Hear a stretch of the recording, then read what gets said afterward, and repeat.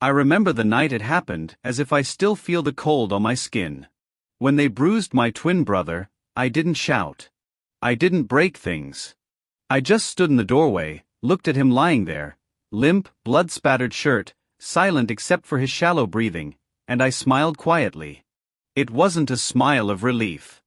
It wasn't a smile of malice. It was a calm promise. This can't stand. I would see justice. But not with rage. With patience. With cunning. With quiet resolve. My name is Sam Carter. My twin brother, Eric. Same face, same eyes. But life had dealt us different blows. I lived in town. Quiet, steady job, little fanfare. Eric had a family, a wife Laura, a grown daughter Emily, and Emily's husband Chad. We both loved our family. We both knew loyalty. But the world isn't fair, and sometimes people show their worst when they feel entitled. Eric was always a gentleman. Soft-spoken, honest, hard-working. He believed in second chances, in doing right by people. I believed in him. I believed he deserved peace. So when Emily married Chad, we hoped things would be good. At first, it seemed fine. Chad was polite enough. But over time, people show their true nature. Little signs, a harsh word here, a controlling demand there. I asked Eric if things were okay. He shrugged. Said, "It's nothing, Sam. Just stress." But I saw something in his eyes. Shame. Fear. Hurt. And then, one night, I got a call. From Laura. "Sam, come quick," she said, voice trembling. "Eric, something happened." When I arrived, I found Eric on the floor of their living room. Bruised. Dazed. His eyes unfocused. And Chad nowhere to be found. Laura sobbing. Emily hiding in the bedroom, terrified. The house chilled by silence. I knelt beside Eric. Tried to lift him. He closed his eyes. His voice soft, "It's okay, Sam. Don't make it worse." But I already promised, with that quiet smile. This can't stand. I helped him to his feet. Carried him to the truck. Laura clung to him. Emily fled from Chad's choices. In that moment I decided, we'll show him, not with anger but with truth. He'll pay. Quietly. Intelligently. Fairly. We left town for a few days. Eric healed. I cooked for him. I sat by his bed when he slept. I held his hand when he winced. And I whispered a plan. A plan not born of hatred, but of justice. Back in town, under the soft glow of streetlights and suburban calm, nothing looked different. But everything was different. I started small. I visited Laura under the pretext of family care. I met Emily at the coffee shop. I greeted neighbors. I acted like always, helpful, kind, unassuming. Meanwhile, I watched. Watched Chad. Watched his routines. Heard his boasting at the bar. Heard his careless jokes about having the upper hand. Felt the ripple of his confidence, like a man who thinks the world bends to him. I studied his patterns. Where he spent time. Who he talked to. Who he owed. Who owed him. One afternoon, I showed up at the hardware store where Chad said he worked. I acted like Sam Carter, twin brother of the victim, but otherwise unknown to Chad. I asked for a few basic tools, hammer, nails, a small saw, for a home project, I said. He looked me over, curious. I dropped a casual line, "Funny, you look like someone I know. Remind me, do you know a family called Carters?" Eric? Linda? Eric had twin brother named Sam. His eyebrows raised. I smiled. Walked away. He didn't confront me. But that little seed planted doubt. At home, I told Eric, we'll let him sweat a little. He nodded, silent, but there was gratitude in his eyes. Next, I leaned in close to Emily. I told her quietly, you don't have to stay there. I'm here, always. I spoke like a brother. She nodded. fear still in her eyes, but also a spark. I don't know what to do. I said softly, just wait. Let me handle this. Because patience is a weapon. Quiet but sharp. Then, I started calling old acquaintances. People Chad had wronged. People he had cheated. People he had stolen time or money from. I visited them one by one. I didn't accuse. I just asked questions. Tell me your story. Their eyes climbed with recognition, stories matching mine. Lost wages. Broken promises. Control. Fear. Quiet anger. Slowly, I built a pattern. Names. Dates. Incidents. Evidence. I wasn't shouting. I wasn't threatening. I was collecting. Listening. Building consensus. At the same time, I offered help to Emily. I gave her a place to stay sometimes, under the guise of family visits. I made sure Eric got medical care. I cleaned their house. I pretended to be the same calm brother. Chad kept going about his life. He worked. He drank. He boasted. He made lectures about how he had earned his place. He didn't notice the network weaving around him. But the network noticed him. A few nights ago, I got a call from one of those men. A heavy-set guy, voice rough. He said, "Sam, meet me at the diner, 9 p.m. Got something to show you." I brushed my hair. Wiped my face. Walked into the diner at 8:50. Night rain tapping the windows. I sat in a corner booth. The guy slid a small envelope across the table. Inside, photos. Receipts. Bank transfers. Dates. Messages. Voices recorded. All of them, interactions between Chad and those he wronged. Abuse, fraud, blackmail. I nodded, slowly.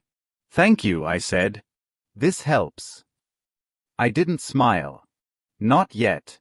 Walking home, I thought, patience. Let the web close. The day came when I forced movement. I didn't march into their house. I didn't scream. I didn't confront.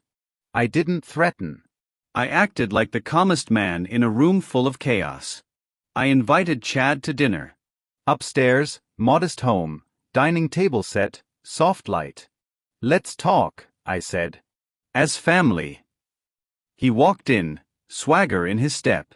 Told me, "Sam, good to see you. I guess you're here for support, right?" I nodded. "Support," I said. "But I want honesty, Chad." He smirked. "I give support." I placed an envelope, thin, unmarked, in front of him. His face flickered. "What's this?" he asked, eyes narrowing. I spoke softly, "It's for you. I thought you should have the chance to see your life." I waited. He opened. Photos. Screenshots. Conversations. Records. Names he recognized. Voices he recognized.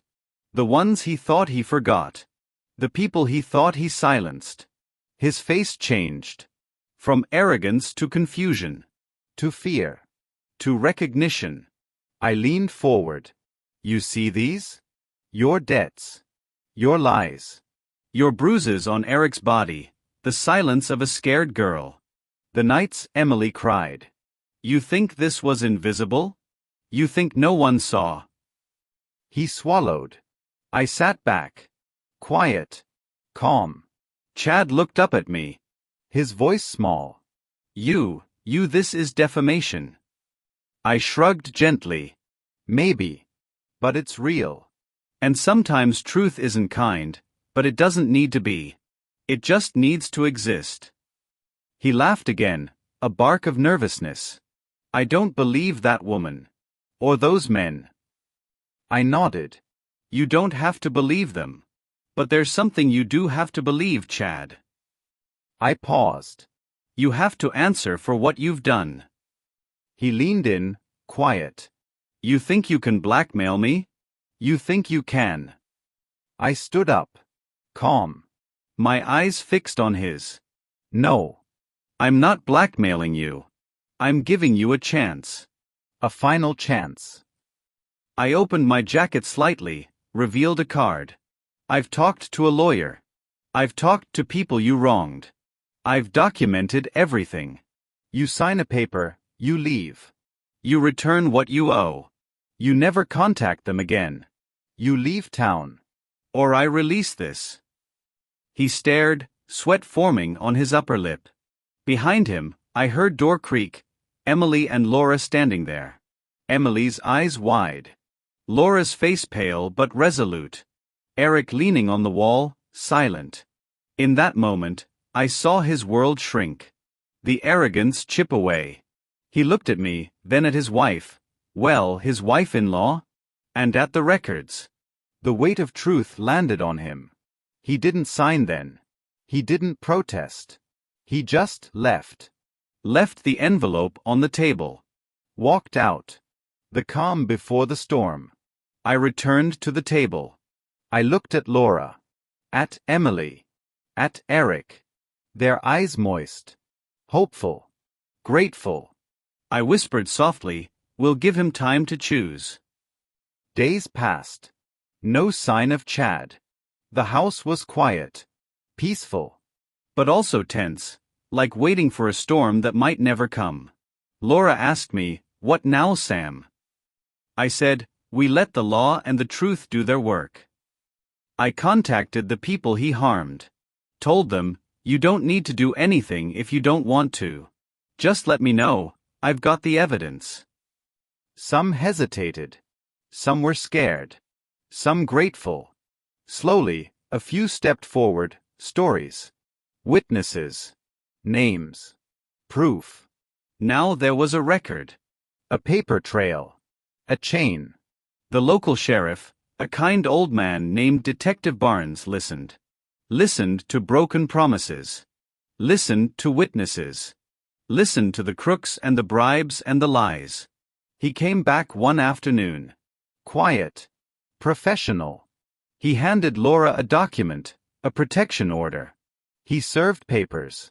"He's got 48 hours to leave town," he said. "If he returns, we'll have him arrested." I watched as Laura read the papers. Tears. Relief. A deep, silent exhale. I saw Emily hug her mother. Hard. I saw Eric hold his daughter close. And I felt, for the first time in weeks, peace. Chad was gone. His ties stripped. His lies exposed. His control broken. And the family, the one bruised, the one shaken, began to breathe again. For a while, no one said anything. No parties. No loud celebrations. Just quiet evenings at home. Soft conversations. A sense of safety returning. One night, Laura turned to me. She said, "Sam, I don't know how to thank you." I shook my head. No thanks needed. I spoke slowly, "You did all the hard work. You found the courage. I just helped you see what you already deserved." Now, when I think back, I don't feel victory. I don't feel joy. I feel calm. I feel clarity. I see that peace isn't the absence of struggle. It's the presence of truth. I could have stormed in with anger. I could have screamed. I could have broken doors. I could have demanded retribution. But then, what? I'd be no different than him. No wiser. Just another man consumed by rage. Instead, I chose patience. Strategy. Compassion. I watched the truth unfold. I gave people time. I gave people space. I gave him an opportunity, a final one, to do right. When he walked away, I didn't shout.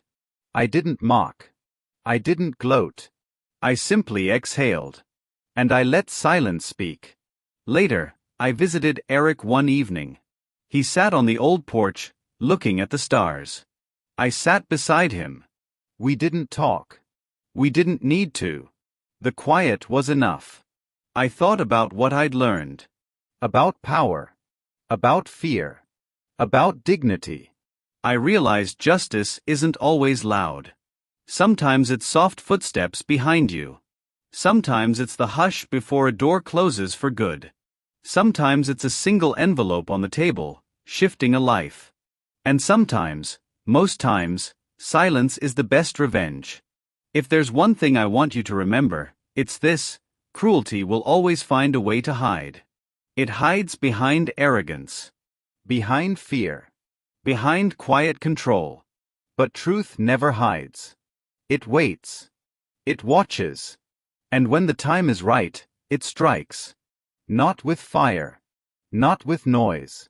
With quiet power. With steady justice. With peace.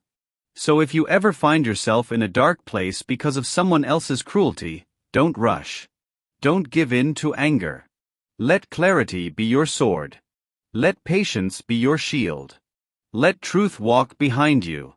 Because sometimes, just sometimes, silence is the best revenge.